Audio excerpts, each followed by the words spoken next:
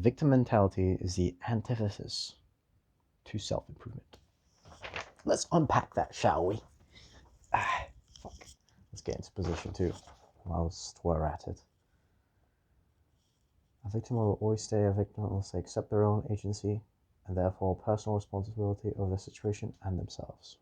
This is like a personification of the modern male. Soy boy, nerd, gamer. What else can we add? 9-to-5er, herbivore man. Just in general, if you look around YouTube, you'll find these guys.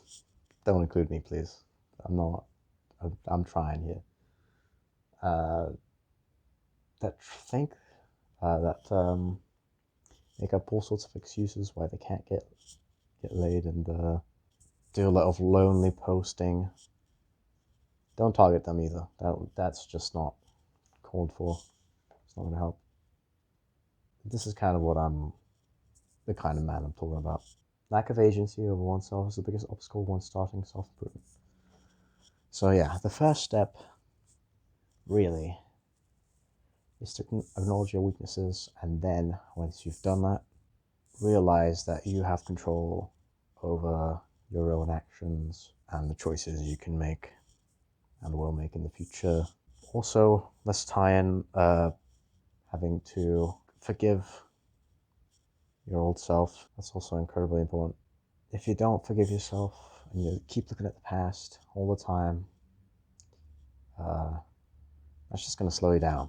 There's never been a time when thinking negatively on the past, brooding into it, has gotten someone further than just accepting it, moving on, looking into the future. Just a fact of life, really. Like I've even recently now, I've been doing that quite a bit, brooding over the past. What could I have done to not be in the position I am right now? But it's a little bit of stoicism. You just have to fucking accept it. You can't control the past. It's already done. Ship sailed. All you can do is choose the present you want. Make the present choices matter into the future. And that's it. Victim mentality is often a problem of the ego.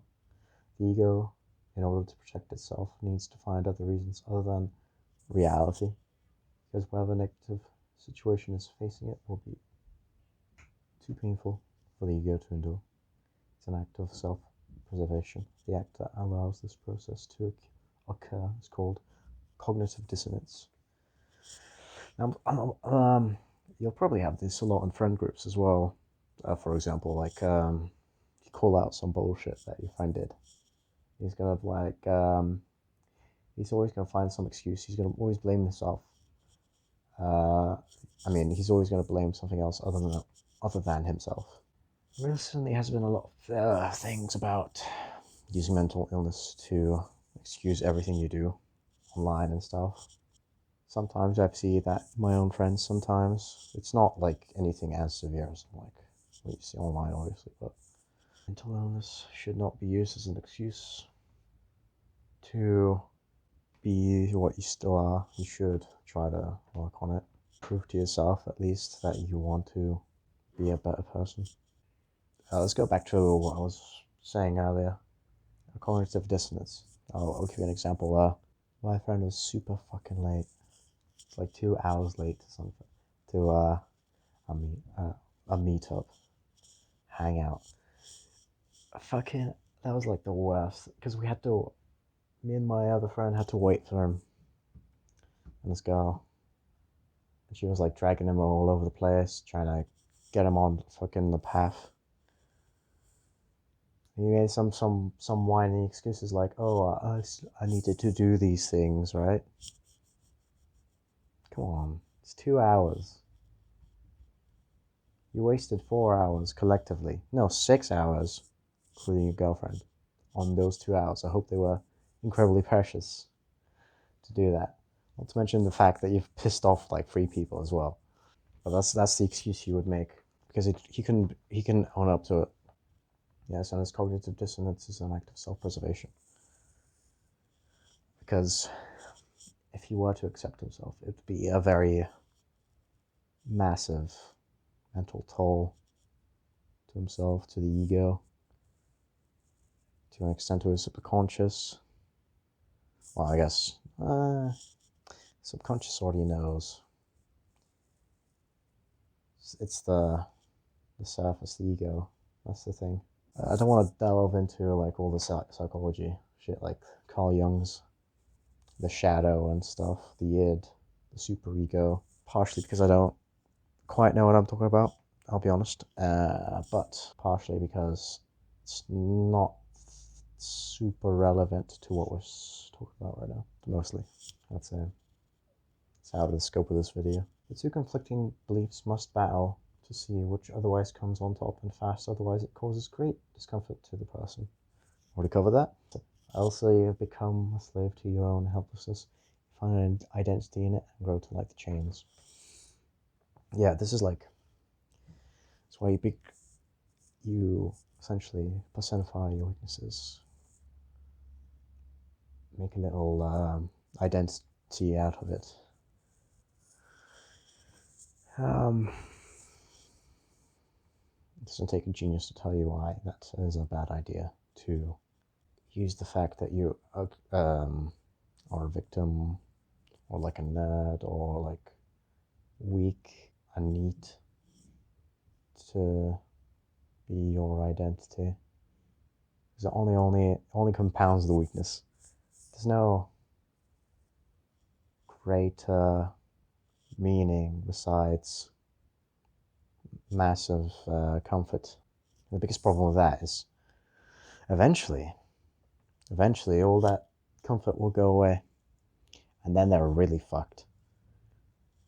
Something real bad happens to them, it will be a catastrophe instead of a major disaster. It'll be just Armageddon for these people that do these psychological things to themselves. That freaked me out. Anyway, it's a lifelong story. To combat cognitive dissonance, you must figure out what you try to truly value through acquiring knowledge and viewing the world through different perspectives, even ones you disagree with.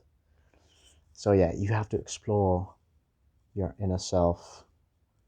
I guess this is a bit Carl Jung-y. Knowing your own shadow. What are the most deepest repressed thoughts or feelings or desires that you have? Because rejecting it is not a good idea.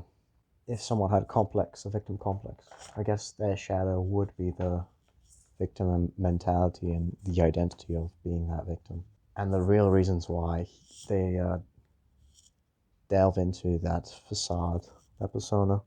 Knowing your biggest weaknesses, essentially, is what I'm talking about when I'm talking about acquiring knowledge and a lifelong study of things to realize what you are to yourself. It is a very tough thing to do. You have to kind of constantly self-examine yourself and like self-criticize, be introspective quite often to really dig deep. And just because you identify doesn't mean doesn't guarantee getting ahead in life. Just gives you a key into what your like weird psychosis life is right now. But otherwise, it's still very good to do.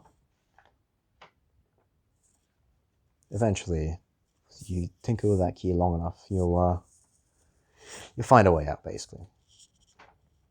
So it is very important to do. There is no easy way to overcome this, but acknowledging that you have a victim mentality and accepting how much work it will take to pull it off. That essentially said that in a different way just now. Will be the first healthy step in saving your life from the shackles of fatalism. You could say nihilism instead. I think that would be more accurate. In fact, I'll look up fatalism. Actually, no, fatalism is also fair because if you are a victim, you will kind of, since you don't think there's agency, you do believe in fate, essentially, in a roundabout way. So yeah, I guess fatalism also works. Yeah, so I hope you guys don't think about like the message I gave you just now, and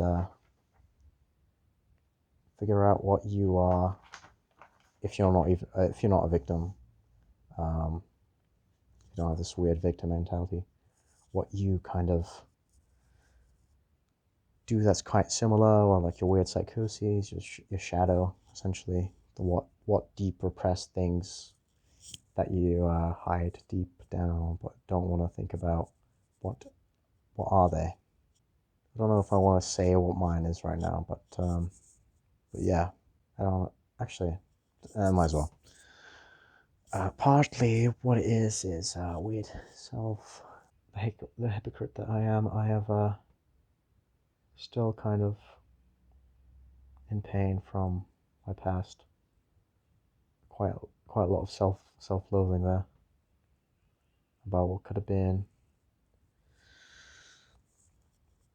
Uh, yeah, that's hypocritical, but I think that I can't think of anything else. So I know what to do. It's just this is the thing. It's hard to actually actualize on what your shadow is, even if you do know it. And that's one of the other lessons, I guess, from this video is